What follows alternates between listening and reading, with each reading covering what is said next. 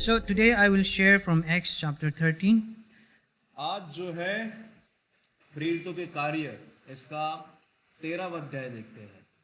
So this sermon I entitled it as How Does God Reach All Nations with the Gospel? आज का जो हमारा वचन है उसका विषय ये है कि परमेश्वर जो है अपना वचन जो है संसार तक कैसे फैलाते हैं, या जो उनका जो वचन है वो दुनिया में कैसे फैलता है। Okay. So if all the people over the world are under condemnation for sin, और यदि संसार के सभी लोग पाप के दंड जो होता है, पाप की जो सजा है, उसके तले यदि संसार के सभी लोग हैं and cut off from eternal life, और सभी लोग जो है अनंत काल के जीवन से यदि वंचित रह गए, and if calling on Jesus is their only hope for eternal life, और क्योंकि अनंत काल के जीवन से सभी वंचित रह गए और उनके लिए केवल एक ही इलाज बाकी है, इलाज ये है कि उन्हें परमेश्वर के नाम को पुकारना है, तब जाकर वो अनंत काल का जीवन पाएंगे।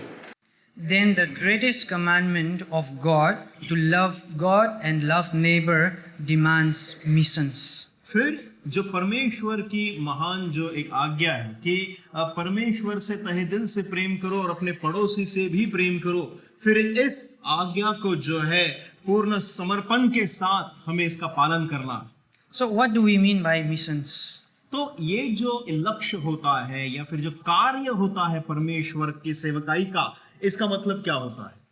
By Christian missions, simply we mean following Christ's command, which is making disciples of all the nations by sending faithful men and women. अब परमेश्वर का यदि हम लक्ष्य देखें कि परमेश्वर में हमारा कार्य क्या है, लक्ष्य क्या है, वो ये है कि हमें जो है बाहर जाकर राष्ट्र या देश में जो है चेले बनाने हैं, और चेले बनाने के लिए हमें जो है काबिल लोगों को भेजना है ताकि वो परमेश्वर का सुसमाचार ले जाकर उन सभी लोगों तक पहुंचाए। For this reason, the local church sends out faithful men and women with the message of the gospel and any other resources they would need to make disciples of Jesus. Yeah.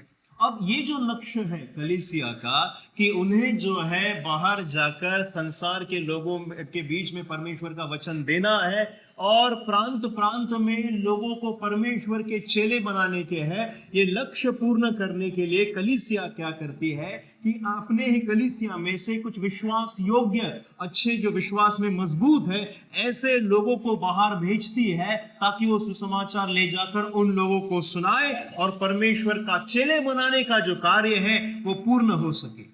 They don't just go, but they plant churches in a different location and shepherd them along the path that leads them to become healthy. अब ये जो लोग हैं ये केवल जाकर सुसमाचार नहीं बताते, लेकिन ये लोग जाकर कलीसियाओं को बनाते हैं, कलीसिया स्थापित करते हैं, वहां पर लोगों को इकट्ठा करते हैं, वहां के लोगों को जो है एक अच्छे चरवाह के नाई लोगों को चलाते हैं ताकि वो कलीसिया जो है वहां पर उभर सके, परमेश्वर के नाम के लिए खड़ी हो सके। This is all for the glory of God. ये जो सारी चीजें हैं ये परमेश्वर की महिमा के लिए की जाती है। But why do missions exist? तो ये जो कार्य है या जो संगठनाएं हैं जो परमेश्वर के कार्य को पूर्ण करती है, ये होती क्यों है, इनका अस्तित्व क्या है? Why lakhs and lakhs of rupees are spent on sending and sustaining missionaries? अब जो संस्थाएं होती है, ख्रिस्ती संस्थाएं जो होती है, जब वो किसी सेवकों को बाहर लक्ष्य के लिए भेजती है तो लाखों रुपए खर्च करती है, नहीं उन्हें भेजना, उनका वहां रहन सहन, उनको जो जाकर प्रचार करते हैं, इस पूरे कारोबार में जो है लाखों रुपया खर्च होता है। तो इतना पैसा ये संस्थाएं खर्च क्यों करती है? Why thousands and thousands of people have given up their lives, their families, their comfort to live in a hostile environment? क्यों ऐसा होता है कि जो लोग होते कलीसिया में ना, वो बहुत बार ऐसा करते कि उनकी अच्छी जिंदगी होती है, अच्छी नौकरी होती है, अच्छा रहन सहन होता है, भाई पैसा पानी अच्छा होता है, लेकिन वो सब कुछ छोड़ देते हैं, परमेश्वर के लिए सब कुछ त्याग देते हैं और बहुत ही दर्दनाक हालातों में, बहुत ही ऐसे विचित्र हालातों में रहकर परमेश्वर की सेवा करते हैं ताकि लोगों तक परमेश्वर का वचन पहुंच सके और लोगों को उद्धार प्राप्त हो सके। ऐसा लोग क्यों करते हैं? John Piper says, missions exist because worship doesn't. और जॉन पाइपर जो है वो इसके लिए ये कहते हैं कि संगठनाएं आज इतने उभर के इसलिए आ रही है या इसके लिए इनका अस्तित्व है क्योंकि आराधना उतनी तीव्रता से नहीं दिखाई देती। Isn't that true? क्या ये सच नहीं है? Is everyone in this world worshiping the true living God? क्या संसार में जितने भी लोग हैं, सभी जो हम लोग देखते हैं, क्या सभी लोग सच्चे परमेश्वर की आराधना कर रहे हैं? The answer is no. इसका सीधा उत्तर है कि नहीं, सभी लोग जीवित परमेश्वर की आराधना नहीं कर रहे।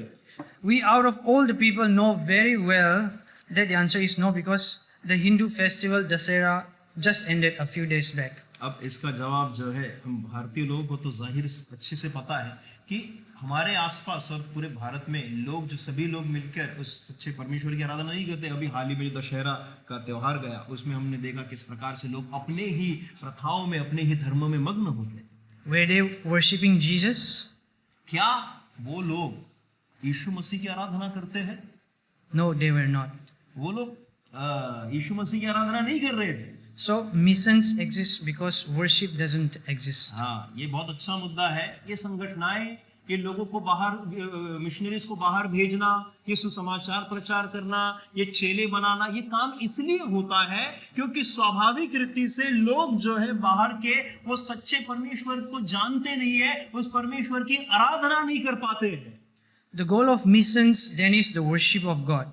अब ये जो संगठनाएं हैं, जो लक्ष्य लेकर लोग चलते हैं, उनका उद्देश्य होता है कि परमेश्वर की आराधना हो। We send people because in that place there is no worship of the living God. हम लोगों को उस जगह पर भेजते हैं, ऐसे प्रांत में परमेश्वर के सेवक जाकर सेवकाई करते हैं। वो इसलिए करते हैं क्योंकि उस गांव के, उस राज्य के या उस शहर के लोग जो है ना, वो परमेश्वर की आराधना नहीं कर रहे। Okay. Now, looking into the church life, there are people in our church who are hurting, whose marriages are struggling, whose children are rebelling, and who are walking through sicknesses, who are struggling for a career, for a job, who are struggling with sin. All these things are happening in the church. अब कलीसिया का उदाहरण ले लीजिए। कलीसिया में जो है लोग नाना प्रकार की तकलीफों से गुजर रहे हैं। किसी की जो है पारिवारिक तकलीफें हैं, किसी के विवाह को लेकर, शादी को लेकर तकलीफें हैं, किसी की नौकरी को लेकर तकलीफें हैं, कि कोई पैसे से जो है उलझ रहा है, कोई जो है पति पत्नियों के बीच में जो है रिश्ते सही नहीं है। यदि हम केवल कलीसिया का ही उदाहरण ले लें तो कलीसिया के परिवार के लोगों के बीच में कितनी सारी नाना प्रकार की तकलीफें फैली हुई हैं। We may become very busy trying to solve these problems. अब होता क्या है, हम जो है ना अपने ही जीवन की समस्याओं का हल निकालने में पूरी जिंदगी बिता देते हैं, उसी में हम लोग व्यस्त रहते हैं। But brothers and sisters, we should not lose vision of the people who are outside in the world for whom Christ has paid the ultimate price. लेकिन भाइयों बहनों, मैं आपको बता दूं कि हमारे जीवन की समस्याओं का हल तो हम जीवन भर निकालते रहेंगे, उसमें तो हम लगे रहते हैं, लेकिन परमेश्वर ने जो हमें आज्ञा दी है, जो हमें उन्होंने एक कार्य हाथ में सौंपा है कि हमें जाकर लोगों को चेले बनाने हैं, ये सुसमाचार जाकर संसार में फैलाना है, उस सुसमाचार को हमें नहीं भूलना है, उस आज्ञा को हमें मद्देनजर रखते हुए अपने क्रिस्ती जीवन में चलना है। They are just waiting to hear the gospel. They may not know that they need the gospel, but they are asking questions about what is the meaning of life? Why am I here on earth? मैं आपको बता दूं कि बाहर ऐसे लोग हैं, हमें ऐसा लगता है कि सभी लोग जो है ना हमें मारने के लिए उठेंगे, लेकिन बाहर ऐसे भी लोग हैं जो केवल रुके हुए हैं कि उन्हें कोई जाकर सुसमाचार बताए। वो आकर आपको पूछेंगे नहीं कि भाई हमें यीशु मसीह का सुसमाचार बताइए, लेकिन वो जो है आपसे सवाल पूछेंगे कि भाई जिंदगी का अर्थ क्या है, मेरे जीवन में इतनी समस्याएं हैं, इसका हल क्या है, मेरे जीवन में शांति नहीं है, मेरे जीवन में जो है आनंद नहीं है। इस प्रकार के आपको सवाल लोग जो है पूछेंगे, वो मौका आप लीजिए कि आप उस समय उन्हें सुसमाचार बता सके। Some may be terminally ill and they may be asking, is there life after death? हाँ, कुछ लोग जो है बीमार है, नहीं वो बहुत बीमारी से जो है लड़ रहे हैं बाहर, लोग नाना प्रकार की बड़ी छोटी बीमारियों से, और उन्हें पता है कि आज न कल उनकी जो है मृत्यु होने वाली है। वो आपसे ये सवाल पूछेंगे कि भाई या बहन मुझे बताइए, मैं यदि आज मर जाऊं तो मृत्यु के बाद कोई जीवन है या नहीं। वो मौका लीजिए कि आप उन्हें सुसमाचार बता सको। They have everything which this world can give, like money, fame, property. They have everything, but they are not satisfied. ये देखिए, संसार से जो है ना उन्हें सब कुछ मिलेगा, पैसा मिलेगा, शोहरत मिलेगी, उनका नाम बड़ा मिलेगा, बड़ा औहदा मिलेगा, उन्हें एक ही गाड़ी बंगला सब कुछ उन्हें मिलेगा, लेकिन उनकी आत्मिक जीवन के उद्धार के लिए जो उन्हें सुरक्षा चाहिए, जो उद्धार उन्हें चाहिए ना, वो संसार के पास नहीं उन्हें देने के लिए। They may be thinking that death is better than life. उन्हें ऐसा लग रहा है कि भाई मैं इतनी तकलीफ में हूं कि अब मृत्यु आ जाए, मेरे लिए जीने से बेहतर अब मर जाना है। They have turned to idols or are turning to idols for substituting the true God in search of meaning. हाँ, वो लोग क्या करते हैं कि वो जो है सच्चे परमेश्वर की जानकारी नहीं है, उन्हें सच्चे परमेश्वर को खोजना नहीं चाहते हैं। अब जो है उनके बापजादाओं से जो उन्हें प्रथाएं उनकी चल रही है, जिन मूर्तियों की वो लोग पूजा करते हैं, जिनके सामने नारियल फोड़ते हैं, जिनके सामने घंटी बजाते हैं, उन्हीं वही लगता है कि इसी में हमारी आशा छिपी हुई है, इसी में हमारा जीवन बीतेगा और इसी में हमें अनंत काल का जीवन मिलेगा। Most of the people are just in a religion because they are born into a family where that religion is practiced. They are bored. Born, where they are हाँ, born.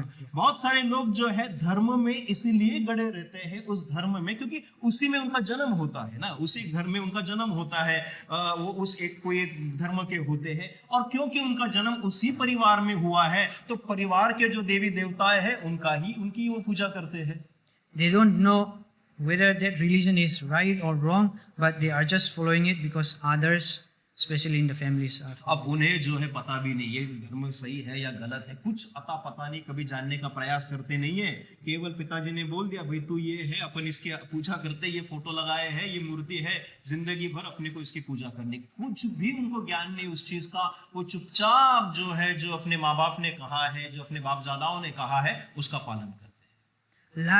Lakhs and lakhs of people who are unreached with the gospel in the world are born, they live, and they die without ever even hearing the good news of what God has done for salvation in Christ. हजारों लाखों करोड़ों ऐसे लोग इस संसार में जो जिस परिवार में, जिस धार्मिक परिवार में, जिस धर्म के परिवार में उनका जन्म हुआ ना, उसी परिवार में बड़े होते हैं, उसी परिवार में जन्म लेते हैं, उसी धर्म की जो है सारी प्रथाओं का वो लोग पालन करते हैं, और बड़े होकर जो है एक दिन अपना दम तोड़ के चले जाते हैं संसार से। पूरे जिंदगी भर उन्हें जो है परमेश्वर का सुसमाचार सुनने के लिए मिलता भी नहीं है, उस सच्चे परमेश्वर के बारे में जानने के लिए मिलता नहीं है, और वो इस संसार से में जन्म लेकर मर जाते हैं। Whom are they waiting for? वो लोग किसके लिए रुके हुए हैं? For missions organizations? वो किसके लिए रुके हुए हैं? वो ऐसे सेवकों के लिए रुके हुए, जो संगठनाएं जो लोगों को, सेवकों को बाहर भेजती है, उनके लिए रुके हुए हैं। For Bible college, NGOs to address that problem? कि बाइबल कॉलेजेस होते हैं या फिर जो एनजीओस होते हैं, वो जाकर उनसे बात करें, उनकी समस्याओं को जाने, समस्याओं का हल निकाले। ऐसे लोगों के लिए वो लोग रुके हुए कि आए कोई हमसे बात करे। They are not waiting for these organizations in the will of God. This is the job of the local church to carry the gospel to them. अब ये जो है वो इन चीजों के लिए रुके हुए नहीं है, ये परमेश्वर की इच्छा है कि कलीसिया जो है, कलीसिया के जो लोग हैं, वो सुसमाचार ले जाकर इन लोगों को जाकर स्वयं बताए, उनकी समस्याओं को, उनकी जो उद्धार की समस्या है उसका हल निकाले। Not just an individual, a pastor or a deacon, This is the job of the whole local church. अब ये जो जिम्मेदारी है कि लोगों तक हमें सुसमाचार देना है, उन्हें परमेश्वर के बारे में बताना है ना, ये जिम्मेदारी केवल पासबानों की नहीं है कि भाई कोई पास्टर बन गया तो बस अभी उसको ही करना है, या कोई डीकन है कलीसिया का, या कोई वर्शिप लीड करता है उसी का काम है। ऐसा नहीं है। कलीसिया में जितने भी लोग हैं जिन्होंने उद्धार पाया है, जिन्होंने बपतिस्मा पाया है ना, हर एक व्यक्ति का ये काम है कि जो सुसमाचार है परमेश्वर का वो ले जाकर लोगों को बताए। I'm sure there are well-meaning people among us who are concerned about missions, but not sure of the what, why, and how of missions. अब बहुत सारे लोग है ना, उन्हें पता होता है कि ऐसे सेवकों को भेजते हैं, ऐसे संगठनाएं होती है, कलीसिया से भी जो लोगों को प्रार्थना करके भेजते हैं, सबको ये ज्ञान है, सबको ज्ञान होता है इसका, बराबर। लेकिन उन्हें ये नहीं पता है कि क्यों होता है, ये क्यों कर रहे हैं, या मैं इसमें क्या अपना योगदान दे सकता हूं, ये जानने का प्रयास भी कुछ लोग करते ही नहीं है। Today's text, that is Acts chapter 13, will teach us about missions which pleases God. अब पवित्र वचन के और में से जो आज का अध्ययन है वो 13वें अध्याय में है। 13वें अध्याय में से हम जानेंगे कि परमेश्वर का ने जो लक्ष्य हमें दिया है कि हमें किस प्रकार से सुसमाचार को लोगों तक पहुंचाना है, उसको हम आज के इस 13वें अध्याय से जानने का प्रयास करेंगे। Acts chapter 13 and 14 constitute Paul's first missionary journey. प्रेरितों के कार्य इसका 13वां और 14वां जो अध्याय है, इसमें पौलुस की जो पहली सेवकाई यात्रा थी उसको बयां किया गया है।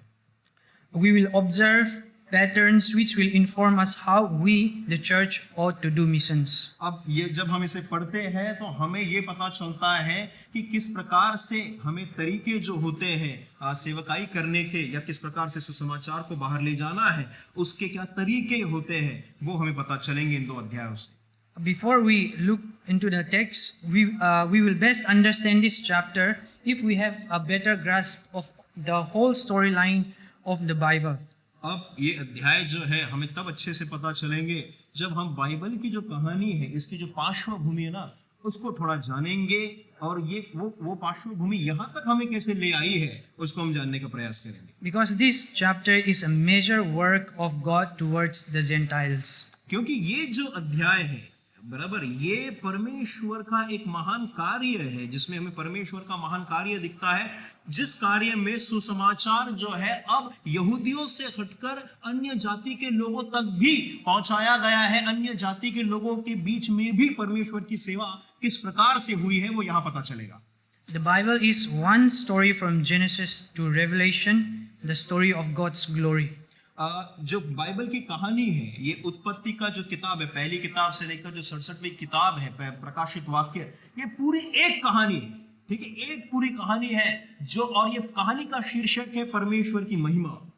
In the beginning, God created the world, the heavens and earth and everything that we see. और यदि हम देखें तो आदि में परमेश्वर ने स्वर्ग, पृथ्वी और सारी सृष्टि में दिखने हुई जो भी हम चीजें देखते हैं, जो नहीं देख पाते हैं, वो सारी चीजें जो है परमेश्वर ने रची। But God made man differently because in man he made man in the image of God. लेकिन सारी जो चीजें हैं उसको तो परमेश्वर ने बनाया, अपने शब्द से बनाया, लेकिन मनुष्य को, इंसान को या पुरुष आदम को जो है परमेश्वर ने अपनी प्रतिमा में बनाया, यानी अपने स्वरूप में बनाया। Man was told to be fruitful and multiply and fill the earth.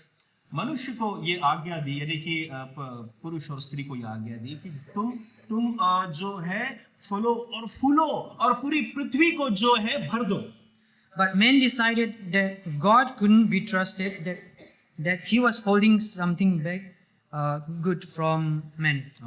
लेकिन मनुष्य जो है ना, ये बड़ा विचित्र प्राणी है। इसको ऐसा लग रहा था कि परमेश्वर ने चलो सब तो दे दिया है, लेकिन परमेश्वर बड़े खुफिया किस्म के इंसान है, इन्होंने ना कुछ तो भी छिपा के रखा है, हमसे बता नहीं रहे हैं। और क्या जो है परमेश्वर ने हमसे छिपा के रखा है वो जानने का प्रयास मनुष्य करने लगे। सोचिए। And so man decided to live for himself, and then as a result of it, this filled the earth with sin. और फिर मनुष्य ने सोचा कि काम करते हैं, परमेश्वर तो नहीं बता रहे, हम खुद ही जानने का प्रयास करते हैं, ठीक है। तो उन्होंने जो है, मनुष्य ने जो है अपने ही तरीके से कुछ करने का प्रयास किया, परमेश्वर की आज्ञा को तोड़ दिया, पाप जो है संसार में फैल गया, और पाप का जो शुरुआत है हम वहां से देखते किस प्रकार से संसार में फैला।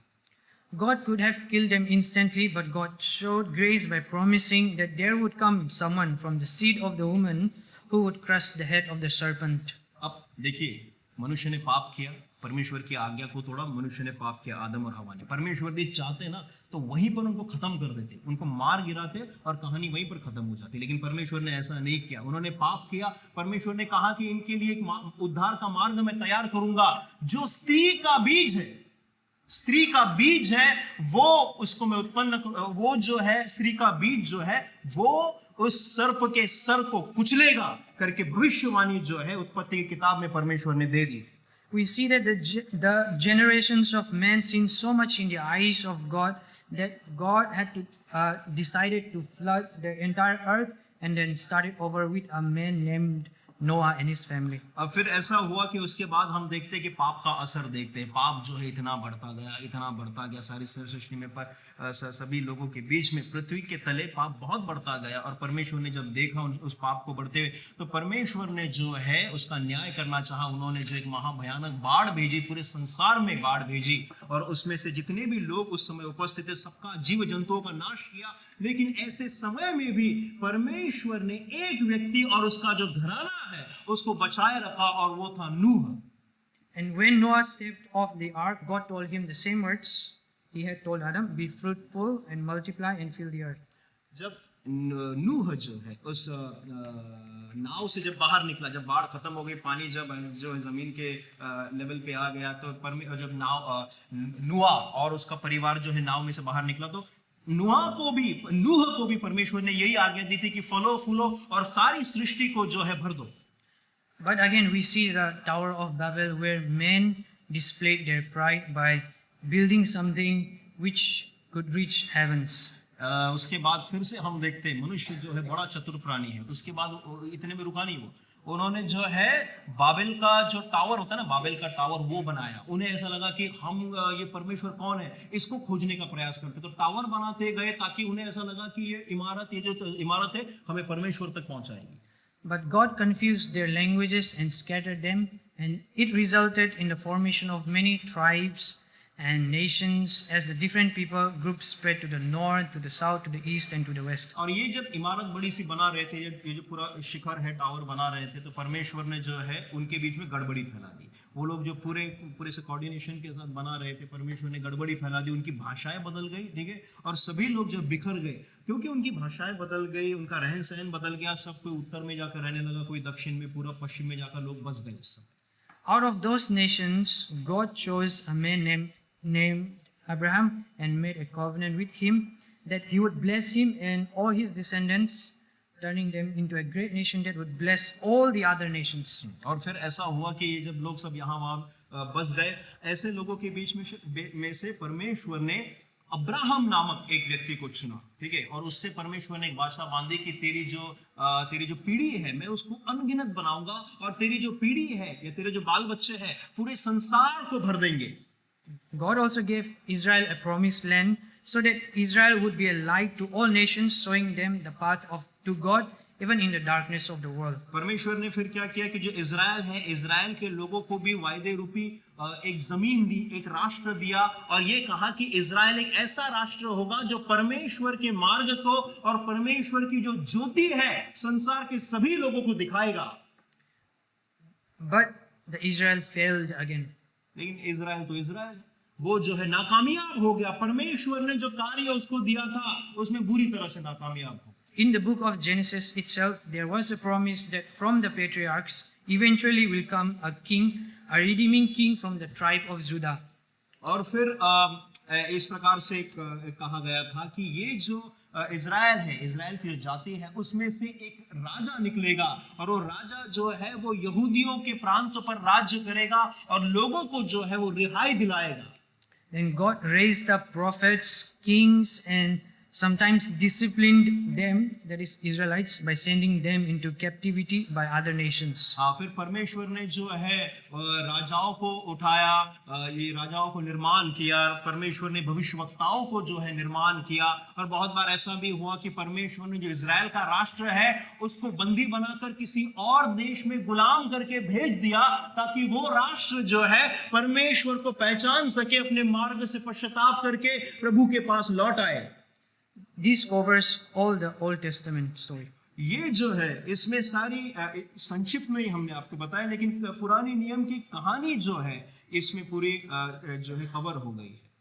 Then we have New Testament where we see Jesus, whom God had sent to earth for 33 years to demonstrate the Father's love for both Jew and Gentile alike. फिर हम नए नियम में आते हैं। नए नियम में हम देखते हैं कि परमेश्वर ने यीशु मसीह को भेजा। यीशु मसीह जब इस पृथ्वी के ऊपर आए तो वे 33.5 साल तक रहे, बराबर। और जब वे इस पृथ्वी पर थे तो उन्होंने परमेश्वर पिता का जो प्रेम है वो अपने जीवन के द्वारा दर्शाया, ताकि लोग, यानी कि जो यहूदी और अन्य जाति के लोग हैं, उन तक उद्धार का मार्ग वो पहुंचा सके। He was from King David's bloodline, but his genealogy had both Jews and Gentiles in it. यदि हम यीशु मसीह की वंशावली देखें तो वो किसके गोत्र पीढ़ी या वंश से आए थे? वो दाऊद के वंश से आते थे, लेकिन वो वहां के वंश से आने के बावजूद भी वो केवल यहूदियों के लिए नहीं, लेकिन जो अन्य जाति के लोग हैं उनके लिए भी उनका बलिदान था, और अन्य जाति और यहूदियों के बीच में उन्होंने मेल मिलाप भी करवाया। His first worshippers were the wise men, Gentiles from the east. हाँ, परमेश्वर यीशु मसीह के आराधक कौन थे? सबसे पहले आराधक जब उनका जन्म हुआ था तो पूरब से जो है 3 राजा सवार होके उन्हें मिलने के लिए आए थे, और ऐतिहासिक रीति से वो यीशु मसीह के पहले आराधक बने। Angels proclaimed that his salvation would be for all peoples. जो स्वर्गदूत है, स्वर्गदूतों ने कहा कि यीशु मसीह का जो उद्धार है ये सभी लोगों के लिए है। Jesus preached good news to Jews, Gentiles, rich, poor, educated and uneducated alike. यीशु मसीह ने जो सुसमाचार है वो यहूदियों के लिए, अन्य जातियों के लिए, जो अमीर है, गरीब है, जो ऊंचे है, जिनका औहदा कम है, सभियों के लिए, कोई बगैर कोई भेदभाव किए जो सुसमाचार है सभियों के लिए उन्होंने प्रस्तुत किया। Jesus served Canaanites, Samaritans, Romans and Greeks. He was and is a true Messiah for all nations. परमेश्वर यीशु मसीह ने कनान के लोग, सामरी के लोग, जो यहूदी लोग हैं, सभी जितने भी अलग अलग प्रांत थे आसपास, सभी लोगों की सेवा की उन्होंने। वो सचमुच में एक मसीहा थे, एक राजा थे और एक सही योद्धा, एक सही अगुवे थे। He lived a perfect life, died and rose, and he offered eternal life to whoever would believe in him. वो उन्होंने एक सही परिपूर्ण जीवन जिया, एक पाप रहित जीवन जिया, ठीक है। उनका जो जीवन है एक उदाहरण भरा है, और उनके जीवन के द्वारा उनका जो बलिदान है वो सही साबित हुआ। Then he commanded to make disciples of all nations, starting from Jerusalem, Judea, Samaria, and unto the uttermost parts of the world. और ऐसे परमेश्वर, ऐसे महान पवित्र पाप रहित परमेश्वर, जो राजा, जो मसीहा है, ये उनकी आज्ञा थी कि जाओ और जाति जाति में और राष्ट्र राष्ट्र में तुम मेरे नाम में चेले बनाओ।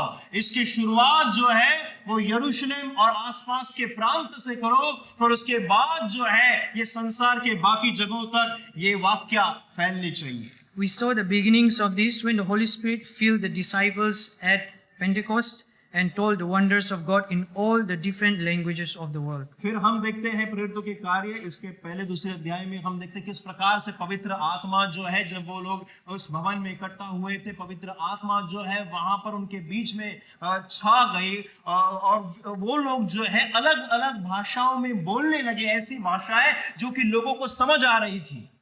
We will see in today's passage of Acts 13 how the Holy Spirit separated Paul and other apostles to preach the gospel to the Gentiles. और फिर हम देखेंगे आज इस प्रकार से किस प्रकार से पवित्र आत्मा के द्वारा पौलुस और बाकी के लोग जो है पवित्र आत्मा से प्रेरित होकर अलग अलग प्रांतों में जाकर परमेश्वर का सुसमाचार बताने लगे।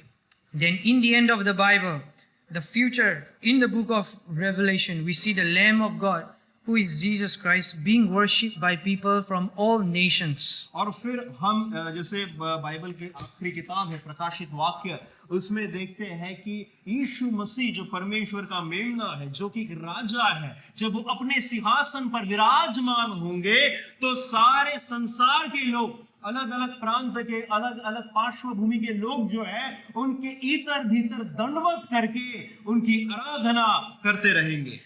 They were worshipping and saying, "Salvation belongs to our God who sits on the throne and to the Lamb." और वो लोग कहेंगे कि उद्धार जो है ये केवल परमेश्वर के पास है, वो परमेश्वर जो सिंहासन पर विराजमान है, वो परमेश्वर जो कि परमेश्वर का मेमना है। This is the story of the Bible, the story of God's glory among all the nations.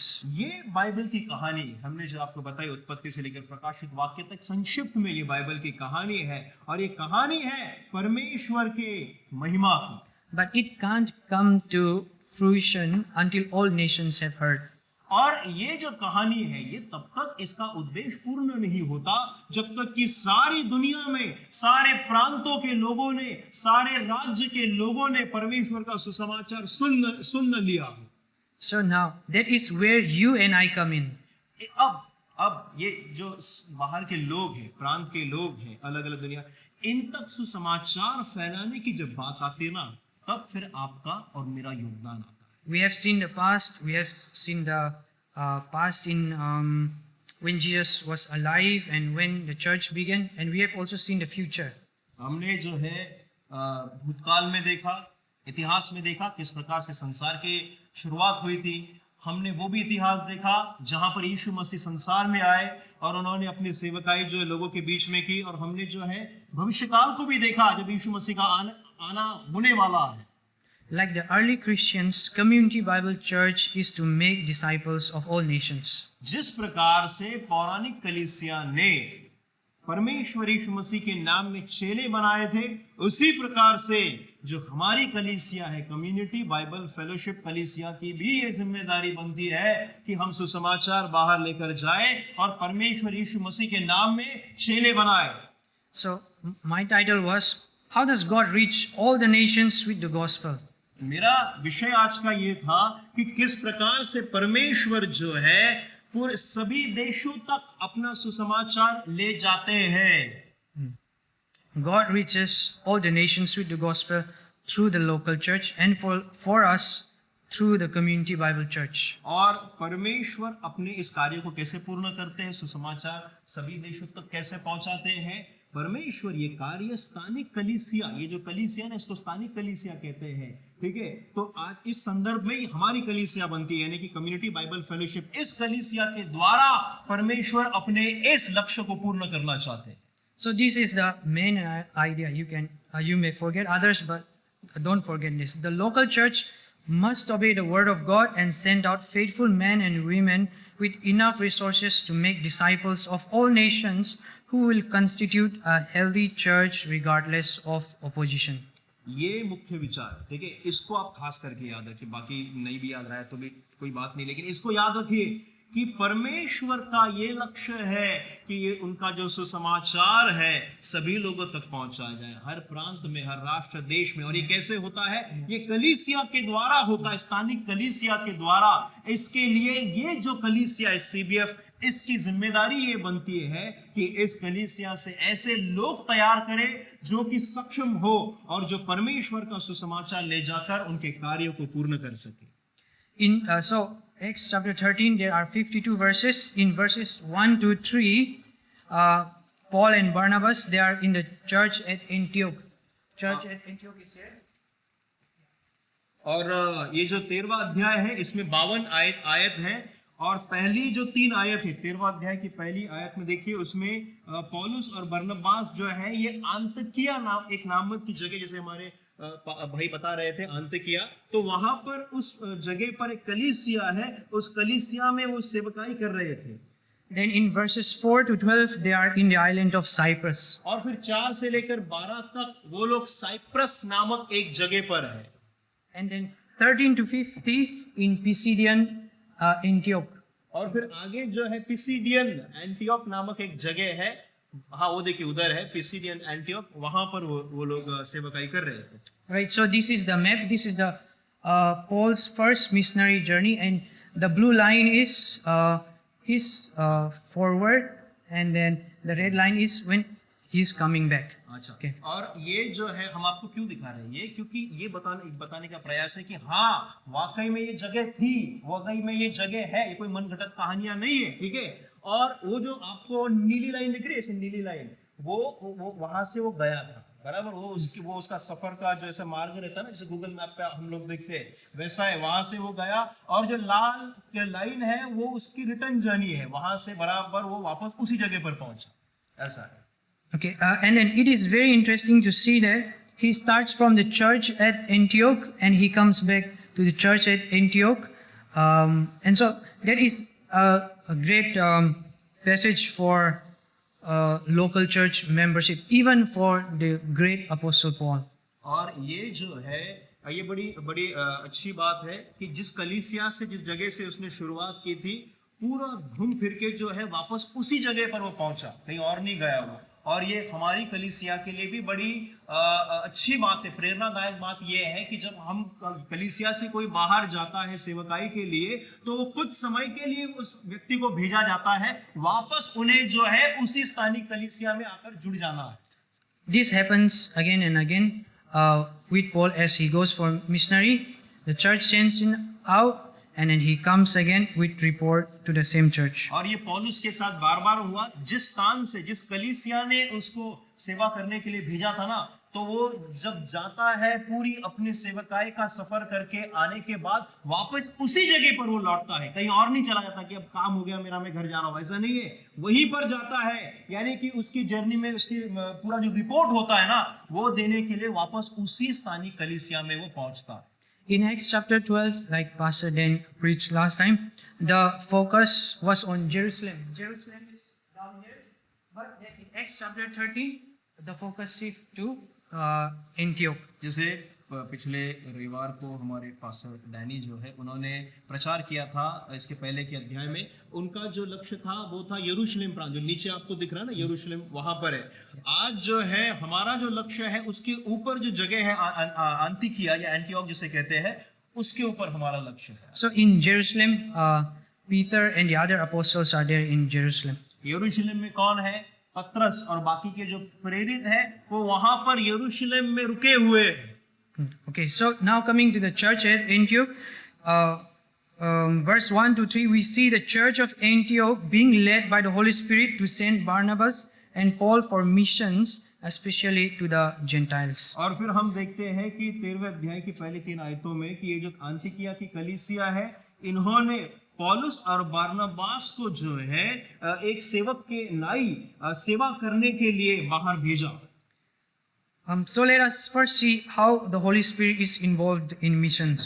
हम पहले देखते हैं कि पवित्र आत्मा का क्या योगदान है। जब हम लक्ष्य की बात करते हैं या उस कार्य की बात करते हैं, तो पवित्र आत्मा का इसमें क्या योगदान होता है। देखिए, We see that he is working in and through the local church at Antioch, not any other organizations. अब देखिए ये जो पवित्र आत्मा है ये स्थानीय कलीसिया के द्वारा कार्य कर रही है। कोई बाहर की संगठना, कोई उन्हें जो है कुछ दे नहीं रहा है कि भाई ये लो पैसा, तो पवित्र आत्मा किसी बाहर के लोग या बाहर की संगठना के द्वारा नहीं, लेकिन जो स्थानीय कलीसिया है उनके द्वारा कार्य हो रहा है कि उन्हीं के कलीसिया के लोग जाकर बाहर सुसमाचार सुनाए।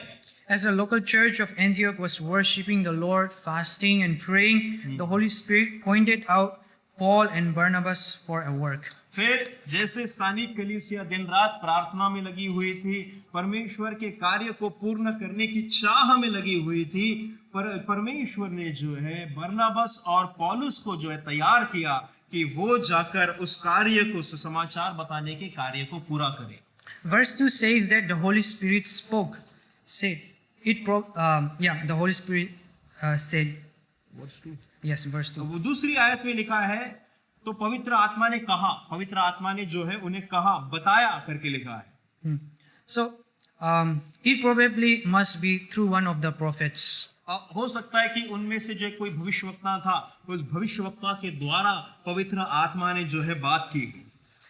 And so It is not clear how the Holy Spirit spoke directly as a voice, but the assumption is that he spoke through one of the prophets, since the prophetic gift was there that time. अब ये साफ नहीं है कि पवित्र आत्मा ने कैसे बात की, सीधे सीधे बात की उनसे या फिर किसी भविष्यवक्ता के द्वारा बात की, लेकिन ये हम समझते हैं कि उस समय जो है लोगों के द्वारा पवित्र आत्मा बात करती थी। पवित्र आत्मा जो है अपनी इच्छा को जो है बताती थी और लोग जो है उस इच्छा को औरों के सामने प्रकट करते थे। तो ये काफी मुमकिन है कि उसी प्रकार से हुआ हो और उसमें से ही किसी भविष्यवक्ता ने जो है बाकी के लोगों को बताया हो कि भाई पवित्र आत्मा मुझसे ये कह रही है कि बरनबास और शाऊल को इस काम के लिए भेजो। Okay, so that is the first point. He leads the local church into missions.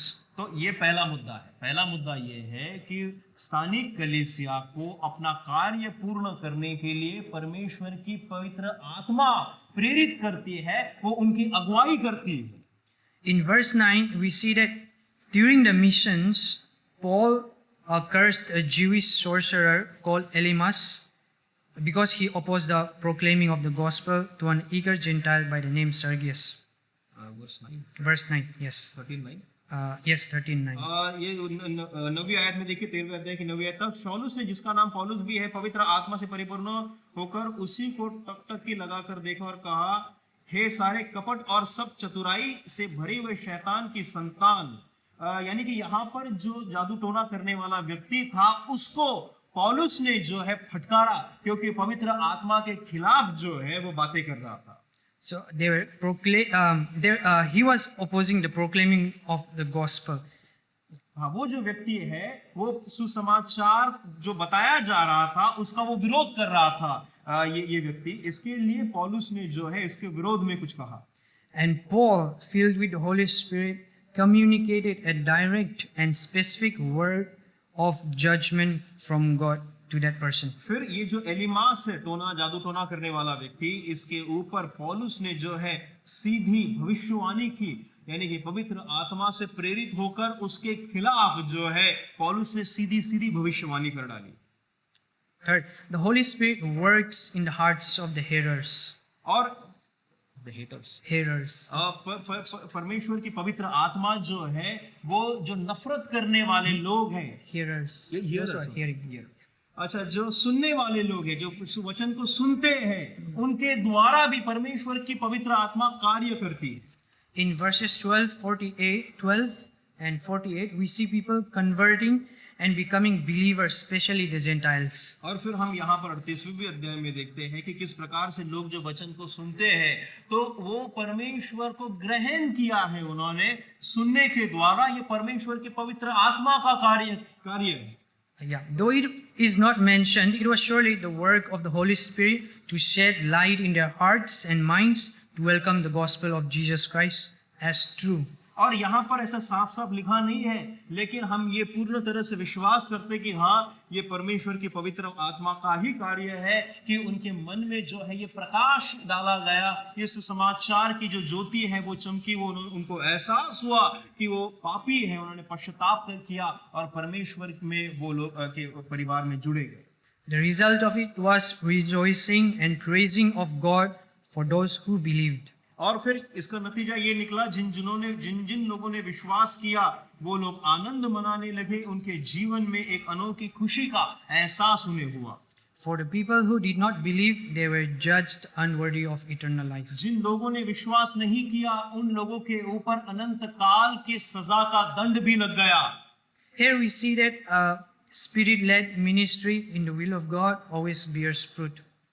ये यहाँ पर हम देखते हैं कि ऐसी सेवकाई या ऐसी सेवा जो कि पवित्र आत्मा से चलाई जाती है, पवित्र आत्मा की इच्छा में होकर कार्य करती है ना, ऐसी सेवकाई या ऐसी संगठना जो है वो परमेश्वर के नाम में कई अधिक गुना फल लाती है। Now let us see the role of local church in missions.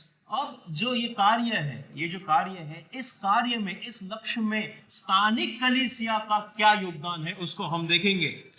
Verse 1 to 2, we see that the church was worshiping the Lord. पहली और दूसरी आयत में हम देखते हैं कि जो कलीसिया है वो लगातार परमेश्वर की आराधना में लगी हुई। we see ethnic diversity in the church of Antioch, in the leadership leading the church in worship. और फिर हम देखते हैं कि लोगों के बीच में विभिन्नता थी, यानी जिस प्रकार से, जिस प्रांत से, जिस रीति रिवाज से वो आ रहे थे, उसमें विभिन्नता थी। फिर भी वो लोग जो है सभी लोगों को एक करके परमेश्वर की आराधना में चला रहे थे। Barnabas was from Cyprus, जैसे बरनबास है वो साइप्रस नामक जगह से था। Simeon most likely from the African continent, Simeone जो है ये बड़ा मुमकिन है कि किसी अफ्रीकन प्रांत से होगा। Lucius from Cyrene, लूसियस जो है ये सीरीन नामक जगह से था। Manaen is a Jew. The place is not known, but he is a Jew. Million जो है ये शायद यहूदी था, जगह का नाम नहीं दिया गया लेकिन ये यहूदी था। And then Paul from Tarsus. और पौलुस जो है ये तारसस से था। This was the leadership of the church at Antioch. ये जो उसके जो अगुवे थे, जो उसके जो चालक थे ना, वो अलग अलग प्रांतों से आते थे और एक कलीसिया को वो चलाते थे। Here is a church that has seen the need to reach out to the world as its members draw near to God.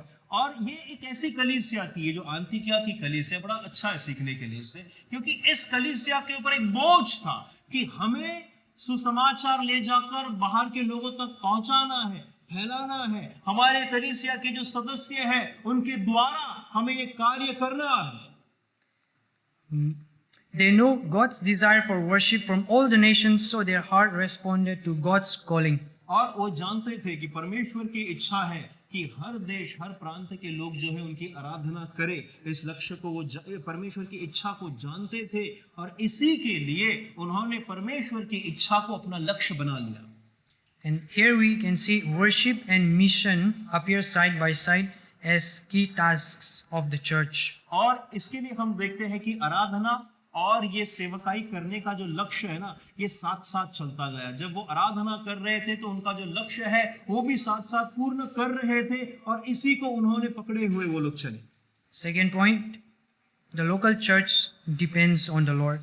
दूसरा मुद्दा ये है कि जो स्थानिक कलीसिया है ना, ये स्थानिक कलीसिया परमेश्वर के ऊपर ही निर्भरित रहती है। They had the desire to reach out to other people, so they had a serious time of presenting it before God, and God answered them by pointing out Paul and Barnabas. और उनके दिलों में जो है ये तीव्र इच्छा थी कि हम जाकर बाहर सेवा करें। इसके लिए परमेश्वर ने भी उनका साथ दिया।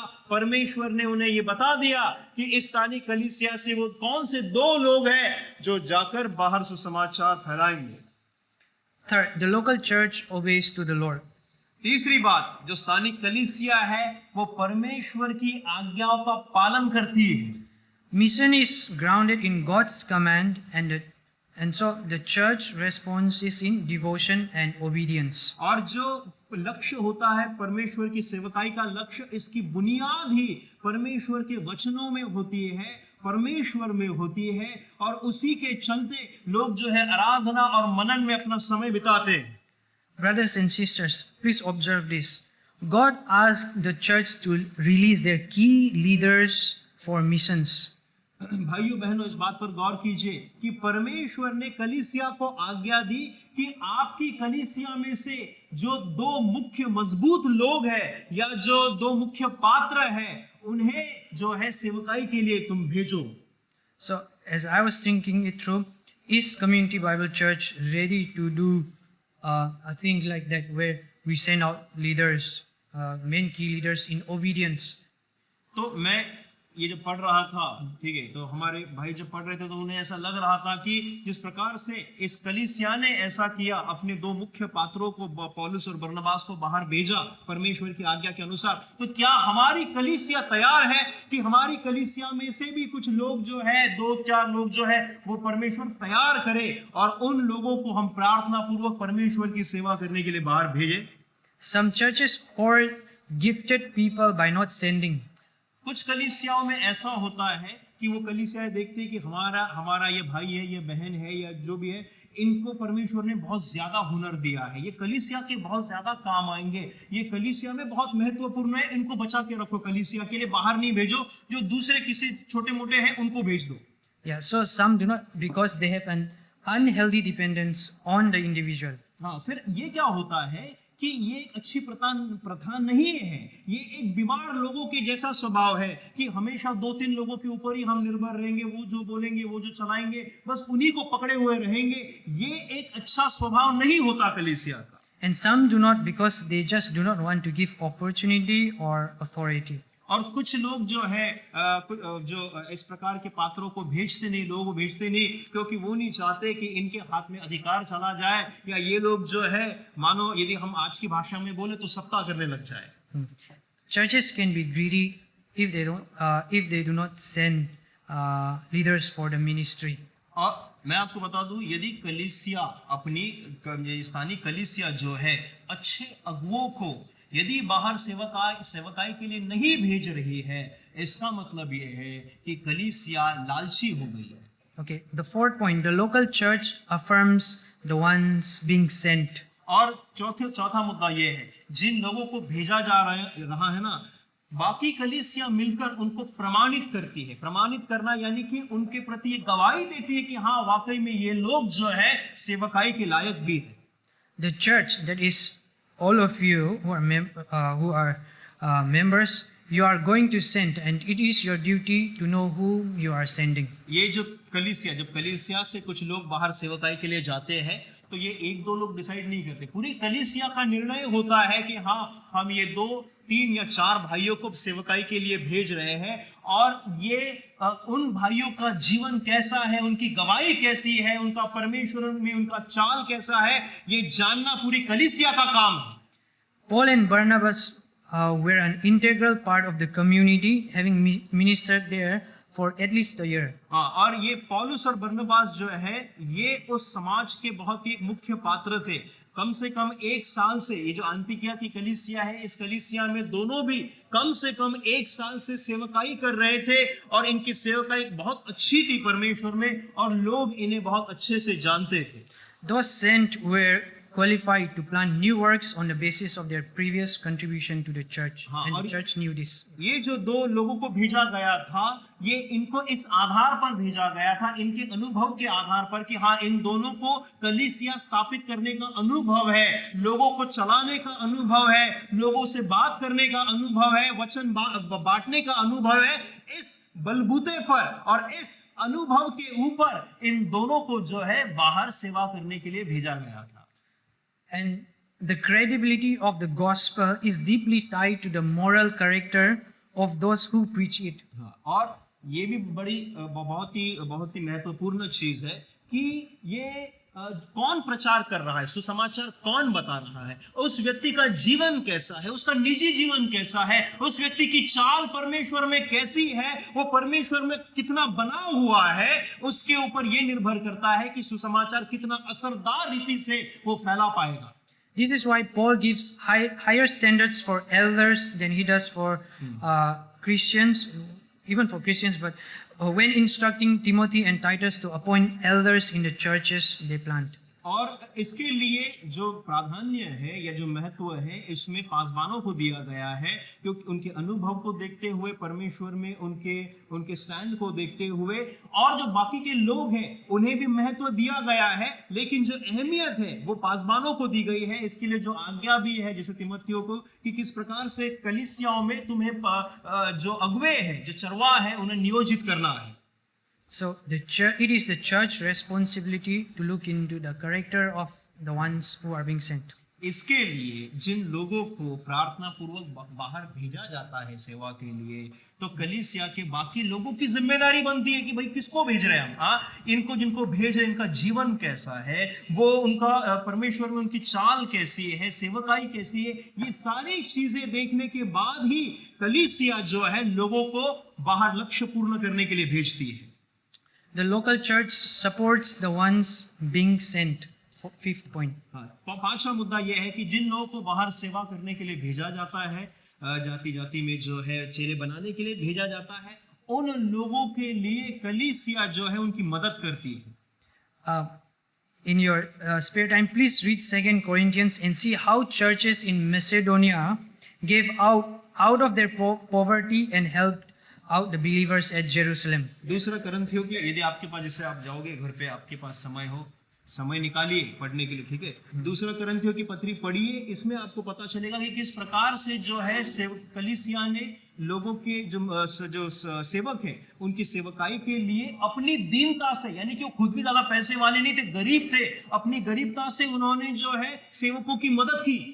They gave not only what they could afford, but far more than that. वो उन्होंने केवल उतना ही नहीं दिया जितना कि वो कर पाए, ठीक है, मुझसे इतना ही दे पाऊंगा, वैसा नहीं, जितना उनके पास था खुद की जरूरतों के लिए, खुद की जरूरत से निकालकर उन्होंने परमेश्वर की सेवा के लिए दिया। Yeah. So these five are the roles of the local church that we can see. Now let us turn to the role of missionaries in missions. ये स्थानिक कलीसिया का योगदान है, ठीक है। जब परमेश्वर का कार्य होता है तो अभी अभी जो हमने देखा, ये स्थानिक कलीसिया अपना किरदार कैसे निभाती है।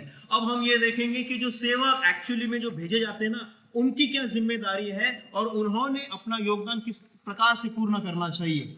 So we see that the missionaries travel to different places where the gospel has not yet reached. अब ये जो सेवक है, ये लोग ऐसे ऐसे जगहों पर गए, इतने कोने में, इतने दूर दराज के इलाकों में गए जहां पर सुसमाचार कभी पहुंचा नहीं था। And this is an interesting fact that in their first missionary journey, they covered around 1,440 kilometers. ये बड़ा मजेदार ऐसा एक वाक्य है कि जब वो पहली बार अपनी सेवकाई के लिए निकले तो तकरीबन 1444 किलोमीटर की का जो सफर है उन्होंने तय किया। Okay. So if we are here in this Kharghar and if we go from one house to house among believers, that is not missions, that is not missionary work. हाँ, मैं आपको बता दूं कि हम यहाँ पर खारगर में रहते हैं, ठीक है। अब बहुत बार हम ये सोचते हैं कि मैं किसी विश्वासी के घर जाकर आया, हाँ एक दिन निकाला, 2 लोगों के घर पे जाकर आया, वो लक्ष्य नहीं होता, ठीक है। वो सुसमाचार बांटने का लक्ष्य नहीं होता। कैरल्स के दिन हम जाते हैं ना, घूमते 10-15 घर घूम लेते, कुछ खा पी के आ जाते, वो कोई सुसमाचार का लक्ष्य नहीं होता उस प्रकार से। Okay, second point, the main thing, the missionaries make disciples by proclaiming the word of God, especially the glorious gospel of Jesus Christ. बात ये है कि जो सेवक है वो जब बाहर जाते हैं तो उनका लक्ष्य ये होता है, उनका मुख्य लक्ष्य होता है कि जिस किसी से भी मिले या जिस किसी भी प्रांत में जाए, वहां पर मुझे परमेश्वर का सुसमाचार बताना है। बाकी की चीजें बातें नहीं करनी है, लेकिन जो सुसमाचार है वो बताना है, क्योंकि उसी के द्वारा लोगों का उद्धार हो पाएगा। They were not sharing their own wisdom because they were sent by God, they were enabled by God, and so they were preaching the word of God. और वो जो है अपनी बातें नहीं बता रहे थे, अपना अनुभव, खुद उन्होंने कितना ज्ञान प्राप्त किया, ये सब ध्यान की बातें नहीं बता रहे थे। उनका लक्ष्य, उन्हें पता था कि जब वो लोग उस प्रांत में, उस गांव में जाएंगे तो उन्हें केवल और केवल परमेश्वर का सुसमाचार ही बताना है, और वही कार्य वो लोग कर रहे थे। In the verses 6 to 12 and even in other places also, we see that miracles are happening, but then it is not the miracles which saves the people, but it is the gospel which saves the people. फिर हम देखते हैं 6 से लेकर आगे 12वीं-13वीं आयत तक कि जब ये लोग गए, वहां पर बातें कर रहे थे तो चमत्कार हो रहे थे, आश्चर्य कर्म हो रहे थे। लेकिन मैं आपको बता दूं, ये चमत्कार और आश्चर्य कर्म नहीं होते, आश्चर्य कर्म के द्वारा जो है उद्धार नहीं होता। उद्धार जो है ये केवल परमेश्वर के सुसमाचार के द्वारा ही प्राप्त होता है। Believers today may not want to go for missions because they say that they do not know what to say. बहुत बार ऐसा होता है, कलीसिया में लोग ये कहते हैं कि भाई मैं नहीं बाहर जाना चाहता, मेरे को नहीं भेजो, मेरे को मालूम ही नहीं क्या बोलूं उधर जाकर मैं लोगों के सामने। But from 13 to 50, if you see the message of Paul, it is very simple. It is long one, but it is simple. It is very clear that they do not have to do anything extraordinary out of their own strength and intellect. It is just the clear articulation of the gospel of Jesus Christ. हाँ, अब ये इसी अध्याय में 13 से लेकर 15 तक वहां पर उन्हें ये बताया गया है, जो बाहर भेजे गए थे ना, कि तुम लोगों को कुछ अलग नहीं करना है, ठीक है। कोई वहां पर जो है अपना हुनर नहीं दिखाना है या अपनी कोई मीठी मीठी बातें नहीं करनी लोगों के साथ। तुम्हारा लक्ष्य ये है कि जो सुसमाचार है केवल उसी के ऊपर ध्यान दो, इसी सुसमाचार को तुम्हें लोगों तक पहुंचाना है, वही उन्हें बताना है। केवल उसी चीज पर तुम लोग ध्यान दो। In Pisidian Antioch, Paul preached God's promises, starting from Abraham and coming to Jesus Christ, and how His atonement made possible the forgiveness of sins for all people. And so, if you have time, please read it. I cannot do it. How Paul had the Old Testament, and then he knew it, and how it connected, and then came up to Jesus Christ and to others. अब जब ये Pisidia नामक जगह पर थे, अंतिकिया की Pisidia नामक जगह पर, तो वहां पर पौलुस ने क्या किया, उसने अब्राहम को, परमेश्वर ने अब्राहम के साथ जो वाचा बांधी थी उससे शुरुआत की उसने। तो पुराने नियम की उस घटना से शुरुआत करते हुए वो यीशु मसीह तक आया, किस प्रकार से यीशु मसीह का आना हुआ और यीशु मसीह का बलिदान जो है संपूर्ण जो लोग हैं, जो चुने हुए लोग हैं, उनके उद्धार के लिए किस प्रकार से वो काम आया, वो पूरी कहानी जो है उसने वहां से जोड़कर यीशु मसीह तक उसने बयां की जब वो पिसिदिया में था। It is comforting to know that the Bible, Old Testament, which we use today, is used by Paul. अब ये हमारे लिए बड़ी अच्छी बात है ये जानना कि जो पुराना नियम हम आज पढ़ते हैं, उसी पुराने नियम का इस्तेमाल सुसमाचार बताते समय पौलुस ने भी किया था। Okay. All right. Then the third point: the missionaries sent out by a local church plants other churches. मैं एक और जो महत्वपूर्ण मुद्दा ये है कि जिन लोगों को बाहर सेवा के लिए, इस लक्ष्य को पूर्ण करने के लिए भेजा जाता है, वो लोग जो है वहां जाकर कलीसियाएं स्थापित करते हैं। So I cannot go and church another church by myself without the church sending me. अब हम जो है खुद जाकर किसी कलीसिया में नहीं जा सकते कि आज मन किया उधर चला गया, कल मन किया उधर चला गया, जब तक कि कलीसिया प्रार्थना पूर्वक किसी को उस सेवा के लिए या उस लक्ष्य पूर्ण करने के लिए भेजती नहीं है। हमें जो है इसी स्थानीय कलीसिया में रुकना है। So this is the biblical pattern that the missionaries are sent out by local church who plants other churches. और ये जो है एक बाइबल का तरीका है, ये एक तरीका है बाइबल का कि कलीसिया में से लोग, कलीसिया जो है सेवकों को बाहर सुसमाचार बांटने के लिए भेजती है। वो लोग जब वहां पर सुसमाचार देते हैं, जब परमेश्वर के नाम में चेले बनाते हैं, उसके बाद वो लोग वहां पर कलीसिया स्थापित करते हैं।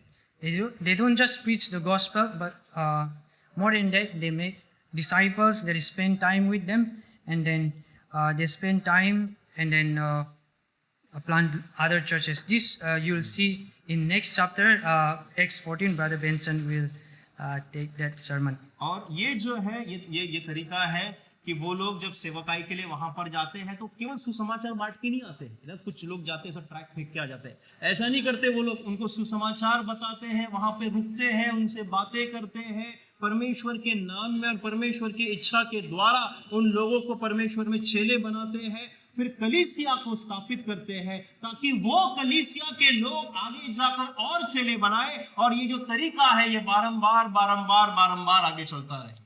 Fourth, the missionaries are accountable to the local church. चौथा, ये जो सेवक जो बाहर भेजे जाते हैं ना, इनको पूरा हिसाब किताब अपनी सेवा का, अपने कार्य का स्थानीय कलीसिया को देना पड़ता है। Yeah, like I said before, they came back to the local church that is at Antioch and reported everything. जैसे यहाँ पर हम पौलुस के जीवन में देखते हैं कि इनको अंतिकिया की कलीसिया से भेजा गया था। ये पूरी अपनी सेवा की यात्रा पूर्ण करने के बाद वापस अंतिकिया के ही कलीसिया में लौटे।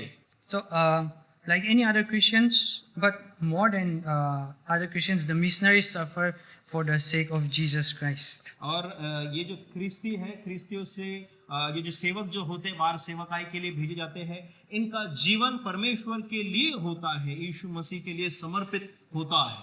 So, I'm not saying that we are not suffering, but then they are in a strange land, a strange environment, and they go through much persecution, and we will see that in the chapter.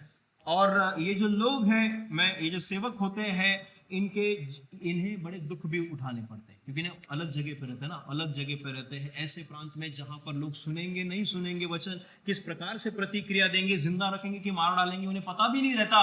तो वो इस प्रकार के हालातों में उनका जीवन जो है व्यतीत करते हैं।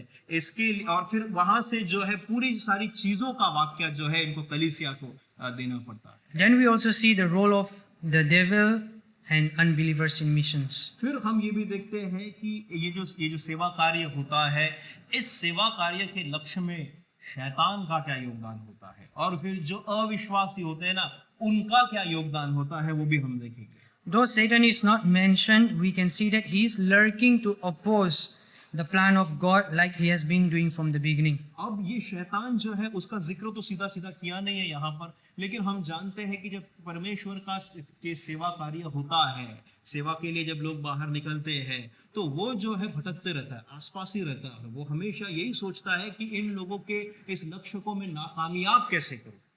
Jesus was hindered by Satan and unbelievers, and so believers in missions are also going to be hindered by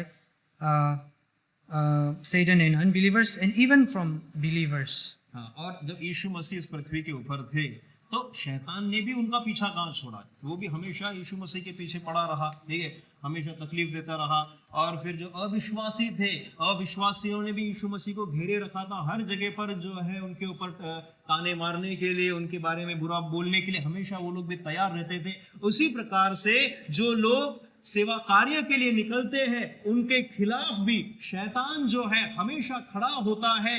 अविश्वासी जो है वो भी हमेशा खड़े होते हैं, वो सुसमाचार का विरोध करते हैं ताकि लक्ष्य को जो है वो नाकामयाब बना सके। और एक और चीज मैं आपको बता दूं कि केवल शैतान और अविश्वासी नहीं, कई बार विश्वासी भी जो है वो उस लक्ष्य के खिलाफ खड़े हो जाते हैं। So these unbelievers or Satan, if they do not hinder the hearer, they will hinder the preacher or the messenger.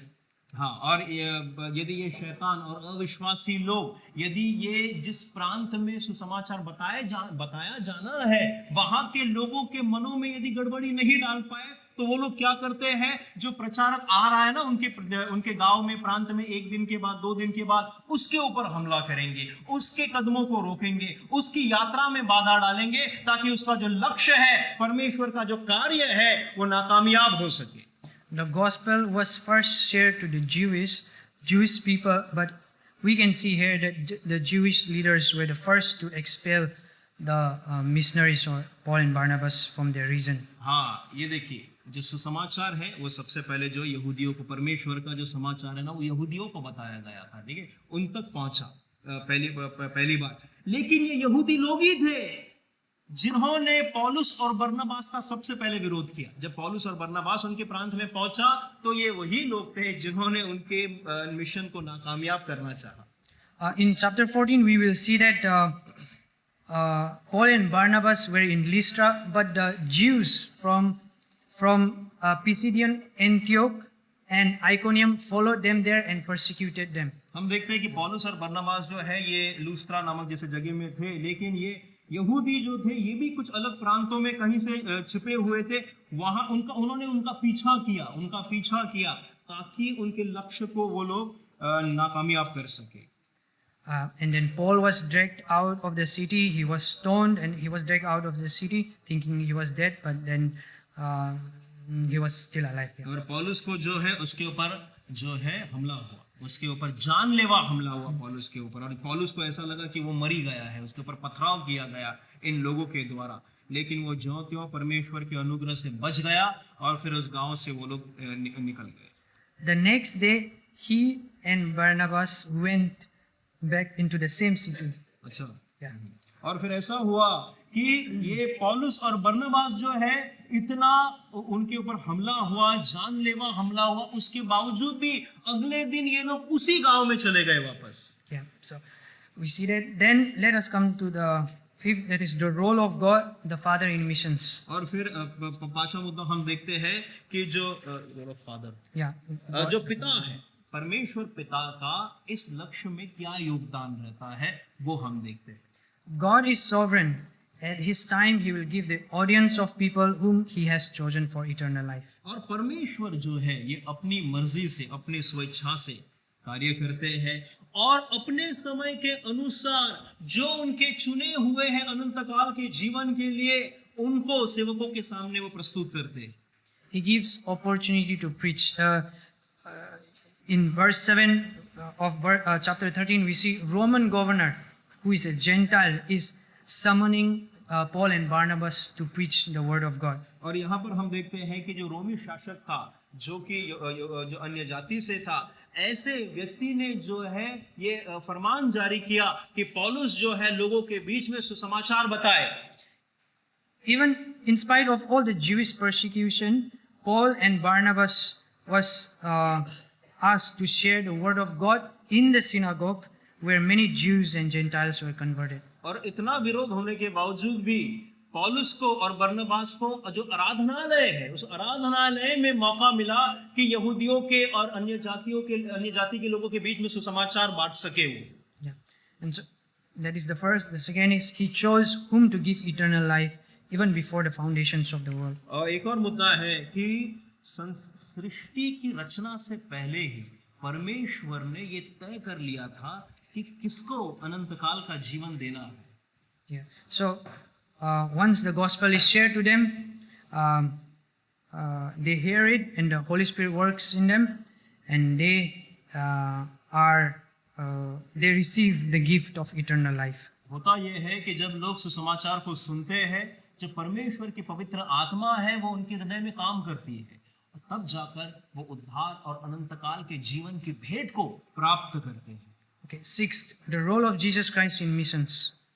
छठवां मुद्दा, ये जो लक्ष्य है, सेवा का जो लक्ष्य है, इसमें यीशु मसीह का क्या योगदान है? Jesus is building his church, Matthew 16:18. मत्ती रचित सुसमाचार इसका 16वां अध्याय 18वीं आयत में लिखा है कि यीशु मसीह जो है अपनी कलीसिया बना रहे हैं। As his gospel is shared, he draws his people whom God the Father has given him. और जैसे सुसमाचार बताया जाता है तो यीशु मसीह क्या करते हैं, जिन चुने हुए लोगों को पिता ने उन्हें दिया है, सौंपा है, उन लोगों को वो अपनी ओर यानी कि उद्धार की ओर खींचते हैं। Jesus Christ is still building, as we can see that all the elect people for whom he died are not yet saved.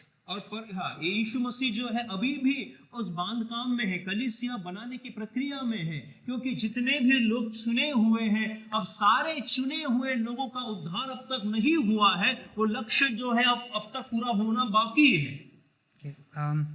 Second, sending faithful men and women is Jesus' command, and so Jesus is with them always with his full authority to the end of the age. और यीशु मसीह का ये लक्ष्य है कि कलीसिया में से विश्वास योग्य पुरुष और स्त्री जो है सेवा के लिए बाहर निकल सके, और जब वो निकलते हैं तो परमेश्वर उन्हें पूर्ण अधिकार के साथ भेजते हैं और ये वायदा करते हैं कि पृथ्वी के अंत तक वो उनके संग बने रहेंगे। The people or the missionary just have to share the word of God, the gospel clearly. और ये जो सेवक होते हैं जो बाहर जाते हैं सेवा के लिए, उन्हें करना क्या है? उन्हें केवल बड़ी सफाई से, बड़े हिम्मत से परमेश्वर का जो सुसमाचार है ना, उन लोगों तक पहुंचाना। It is a comfort to know that Jesus Christ, the builder of the church, is with you, is with the missionaries who are planting the church. ये एक बहुत ही ऐसी शांति देने वाली बात है हमारे मनों को, हृदय को, कि जो यीशु मसीह है, जो कलीसिया को बनाने वाले यीशु मसीह है, वो अपने सेवकों के साथ बने रहते हैं। जब सुसमाचार का कार्य जब हो रहा होता है, तब यीशु मसीह का जो अनुग्रह है, यीशु मसीह की जो साथ है, उन लोगों के संग होती है। Okay, so we are coming to the end. The role of Community Bible Church in missions. अब हम आखिरी मुद्दा देखेंगे यहाँ पर, बड़ा महत्वपूर्ण मुद्दा, कि ये जो सेवा है, सेवा कार्य, इसमें कम्युनिटी बाइबल फेलोशिप जो हमारी स्थानीय कलीसिया है, हम किस प्रकार से कलीसिया के नाते अपना योगदान दे पाएंगे। Brothers and sisters, we just saw that the Holy Spirit spoke to the church at Antioch to separate Paul and Barnabas, and how the church at Antioch obeyed the word of the Holy Spirit. हमने भाइयों बहनों थोड़ी देर पहले देखा किस प्रकार से परमेश्वर की पवित्र आत्मा ने अंतियोकिया की कलीसिया के लोगों के द्वारा ये बात की कि पौलुस और बरनबास को जो है सेवा के लिए भेजा जाए, और परमेश्वर की पवित्र आत्मा की आज्ञा को की बात मानते हुए पौलुस और बरनबास को जो है पहली यात्रा पर भेज दिया गया। The obedience of a local church led to the conversion of countless numbers of those who were chosen for eternal life. और ये जो कलीसिया है, इस कलीसिया ने परमेश्वर की आज्ञा का पालन किया, परमेश्वर की आज्ञा का पालन करते हुए सेवकों को संसार में भेजा, और उनके जाने के द्वारा जो है लोगों ने उद्धार पाया।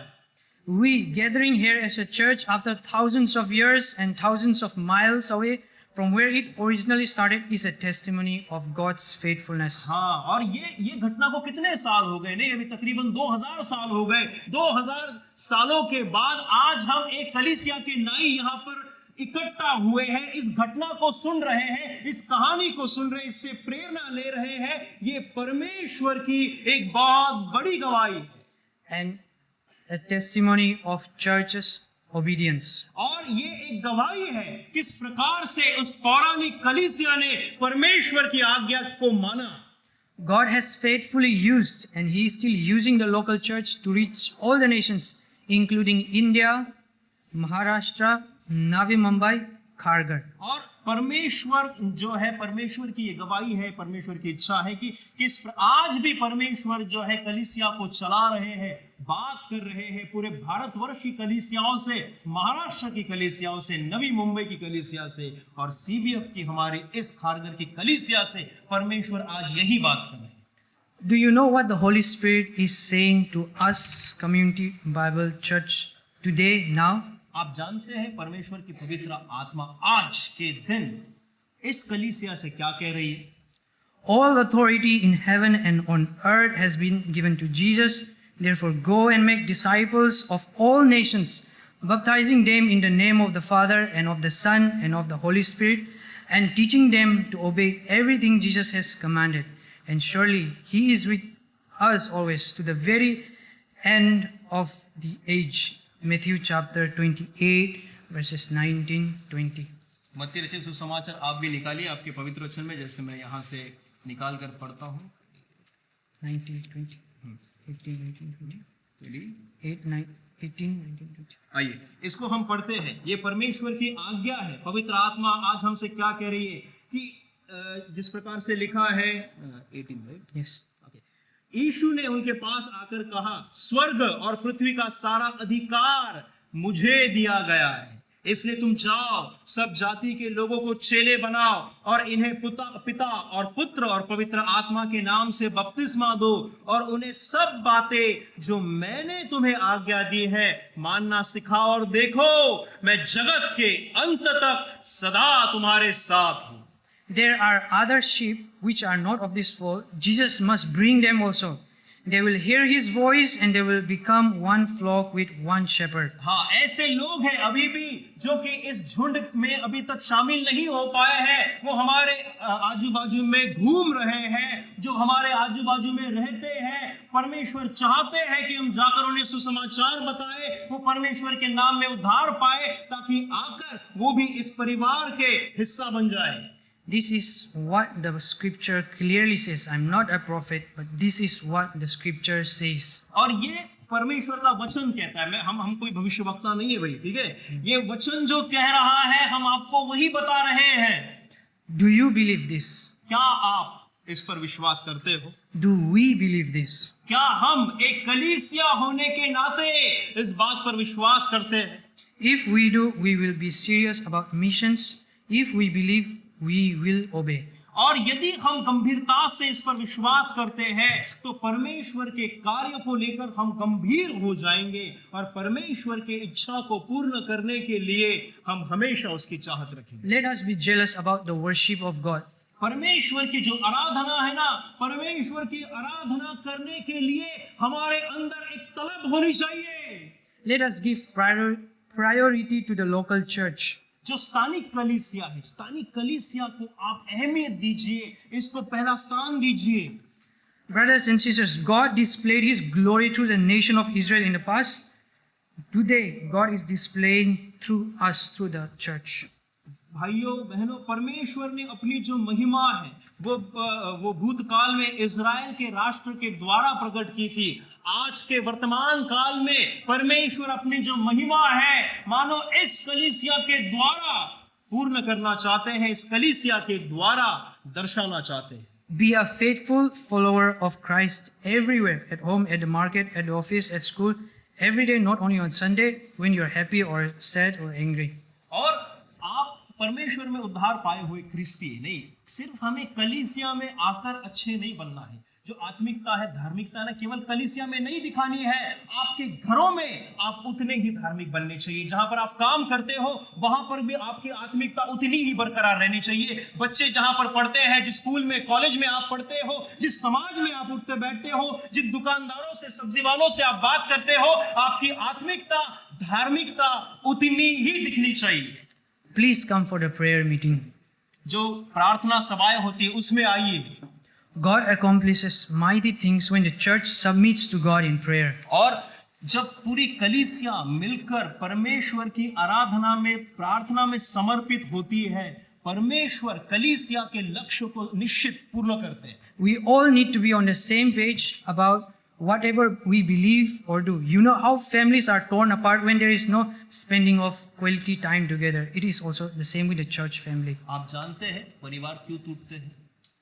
परिवार टूटने का बड़ा मुख्य कारण ये होता है क्योंकि परिवार के जो लोग हैं ना, वो परमेश्वर में जुड़े नहीं, वो प्रार्थना में समय नहीं बिताते, एक साथ आकर बाइबल नहीं पढ़ते हैं, वो गीत नहीं गाते हैं, उनके अंदर जो है, उनके मन दिल जो है वो परमेश्वर में जुड़े हुए नहीं है। इसके लिए परिवार बिखर जाते हैं।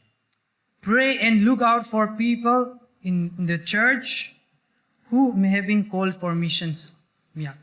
और आप जब लोगों से बात करते हैं ना, कलीसिया में एक दूसरे से मिलते हैं हम बाद या किसी अलग अलग जगहों पर, वहां पर आप देखिए कौन है कलीसिया में जो कि जिन्हें हम परमेश्वर की सेवा के लिए बाहर भेज सकते हैं। ऐसे लोगों को पहचानिए, उनकी सिफारिश जो है पासबानों से कीजिए, अगुओं से कीजिए, ताकि उन्हें प्रार्थना पूर्वक जो है कलीसिया सेवा के लिए बाहर भेज सके। Who will bear the expenses of training, sending and sustaining missions?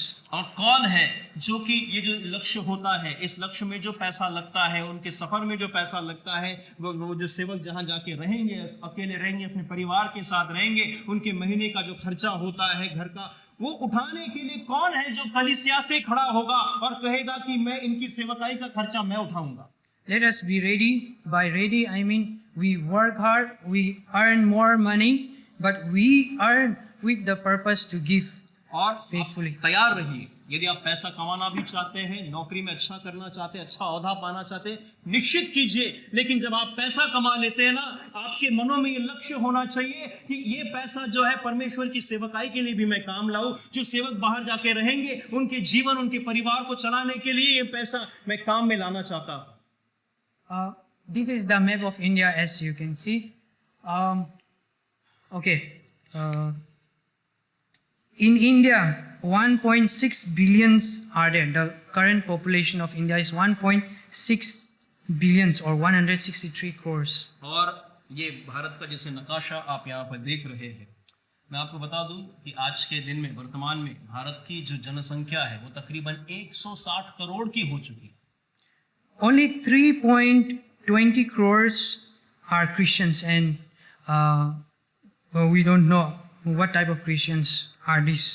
सोचिए 160 करोड़ की संख्या, 160 करोड़ की संख्या में से केवल 3 करोड़ या 3 करोड़ 20 लाख लोग जो है वही ख्रिस्ती है। अच्छा, ये जो 3 करोड़ 20 लाख भी जो है वो किस प्रकार के ख्रिस्ती है, उनका विश्वास क्या है, वो भी हमें नहीं पता।